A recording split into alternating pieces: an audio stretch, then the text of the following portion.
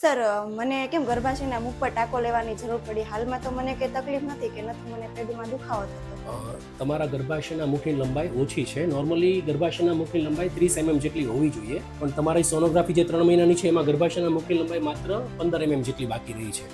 એટલે આપણે મુખ ઉપર ટાંકો લઈને પ્રેગ્નન્સીને બચાવવાની કોશિશ કરી રહ્યા છીએ. જો આપણે આ ગર્ભાશયના મુખ પર ટાંકો નહીં લઈએ તો અધૂરા મહિને બાળકની ડિલિવરી થઈ જશે. એટલે સેફટી માટે ઇમરજન્સીમાં ગર્ભાશયના મુખ પર ટાંકો લેવાની જરૂર છે. મુખ્યત્વે 3 પરિસ્થિતિઓમાં ગર્ભાશયના મુખ પર ટાંકો લેવો પડતો હોય છે. જ્યારે સોનોગ્રાફીમાં ગર્ભાશયના મુખની લંબાઈ 3 સેન્ટીમીટર કરતાં ઓછી હોય, જો અગાઉની પ્રેગ્નન્સીમાં 3 થી 5 મહિનાની વચ્ચે ડિલિવરી થઈ ગઈ હોય, અને જ્યારે ગર્ભાશયનું મુખ નબળું હોય અને વધતા બાળકનું વજન સહન ન કરી શકે અને અગાઉથી ખુલી જવાનો ડર રહેતો હોય. પ્રેગ્નન્સીમાં અધૂરા મહિને ડિલિવરીને અટકાવવા માટે ગર્ભાશયના મુખ પર ટાંકો લેવો એક સુરક્ષિત અને જીવનરક્ષક ટેકનિક છે, જેના લીધે પ્રેગ્નન્સીને લગભગ 9 મહિના સુધી સુરક્ષિત પહોંચાડી શકાય છે. જો તમને આવી કોઈ હિસ્ટ્રી હોય તો જરૂરથી ગાયનેક ડૉક્ટરની સલાહ લો અને વધુ માહિતી માટે આગમન વુમન્સ એન્ડ ચિલ્ડ્રન હોસ્પિટલનો સંપર્ક કરો.